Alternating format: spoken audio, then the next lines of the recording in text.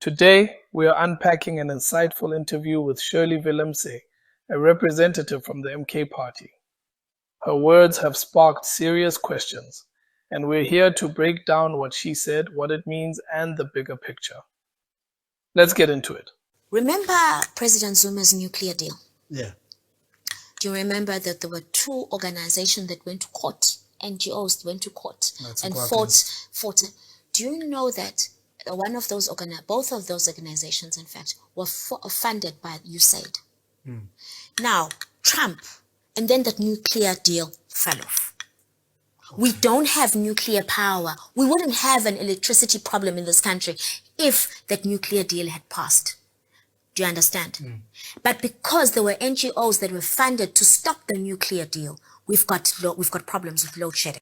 She brings up the nuclear deal proposed during Jacob Zuma's presidency, claiming that NGOs funded by USAID played a role in blocking it through legal challenges.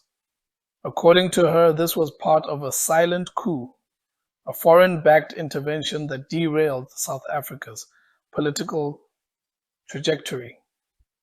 But let's set the record straight. The court stopped the deal because the government didn't follow due process. There was never a finalized deal. That's it. Everything else, pure noise. Toss those lies in the trash where they belong. What's even more revealing is that some within the ANC itself didn't want the deal under Zuma. Remember Gwede Mantashe, the same Mantashe who asked the EFF to help him stop the nuclear deal. But the moment Zuma was out, Mantashe suddenly declared that nuclear power was the future. Make of that what you will. Willemse also links the failure of the nuclear deal to South Africa's ongoing energy crisis. And here's something many overlook. Load shedding was completely resolved under Zuma's presidency. It only resurfaced when Cyril Ramaphosa took office after Zuma was forced to step down. Eskom is first and foremost an engineering company. So why did Ramaphosa's administration systematically remove key engineering figures like Makela Koko and Brian Molefe, the very people who helped end load shedding? To make things worse, the appointments of Pravin Gordhan as Minister of Public Enterprises and André Ruyter as Eskom's CEO were absolute disasters. Gordhan has been useless, failing to address Eskom's real problems. And Ruyter, a man whose track record is littered with failure. This guy was more concerned about saving money on toilet paper and mops than actually keeping the lights on. But here's the bigger issue. Ramaphosa and his team weren't trying to fix Eskom. They were overseeing a controlled demolition of state-owned enterprises. Gordhan wasn't there to fix Eskom. He was there to dismantle it, with Ramaphosa's full support. And let's not forget the so-called independent power producers, IPPs, who are milking Eskom dry. Who benefits? Conveniently, Ramaphosa's relatives and proxies, including Patrice Motsepe and Jeff Radebe, who claimed he wasn't benefiting. Radebe wasted no time signing those IPP agreements in 2018. Coincidence? I think not. Okay, then there was the Zuma Must Fall. Yeah. The NGOs and the foundations and whatever, those organizations were funded by USAID. Yeah. Trump has cut off funding from all those people. If people understand what the Zuma Must Fall marches were about, they weren't just a Zuma Must Fall march. There was a silent coup and a regime change, which did happen. That's how white supremacy got back power. So never again in South Africa will regime change ever happen because Trump has cut off the tap. Do you understand? Yeah. So his own interest though. Because whatever interest he is serving, I don't know. Let's talk about the Zuma Must Fall marches.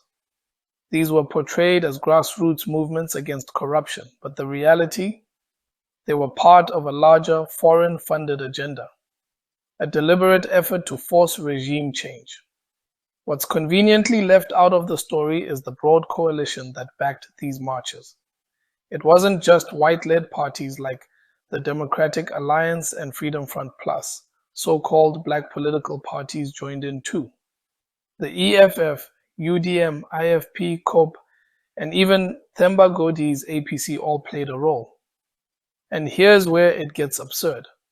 Themba Godi calls himself a Pan-Africanist, yet he had no problem locking hands with his so-called oppressors to march against another black man. What kind of joke is this? Is he even a Pan-Africanist or just another pawn in their game? Behind the scenes, white monopoly capital's elite were pulling the strings. Colin Coleman, Stephen Kosef, and others used their political puppets, figures like Julius Malema, Bantu Holomisa, and Mokuleko Hlengwa, to front this movement. This raises serious questions. As Shirley Willemse argues, this wasn't just about Zuma. It was about regime change. And the pattern is clear. In South Africa, white people never publicly march against their own, no matter how corrupt or incompetent they are. Meanwhile, black South Africans are the only group that willingly humiliates and degrades its own leadership in front of the world. Here you had full-grown black males, men who call themselves leaders, men who claim to stand for their people marching against another black man. But let's be clear, these weren't men. At heart, they were cowards, spurred on by white monopoly capital, both foreign and domestic. What kind of males do this? Certainly not men. Real men don't betray their own for the approval of those who've oppressed them for centuries. These were puppets, fronting a movement funded and directed by those who've always sought to control this country. And let's not forget the racist placards some protesters carried. Monkeys, bananas, and other disgusting imagery alongside images of Zuma. Who funded this? Agencies like USAID played a significant role. South Africa's political landscape is deeply intertwined with its history, challenges, and future aspirations. Statements like these remind us of the ongoing struggle for true autonomy and the need for transparent, homegrown solutions. So, what do you think? Was the failure of the nuclear deal the turning point for South Africa's energy crisis?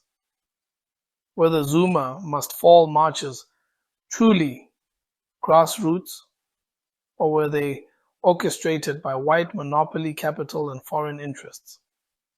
Did Ramaphosa's government deliberately cripple Eskom by removing key figures and appointing incompetent leadership?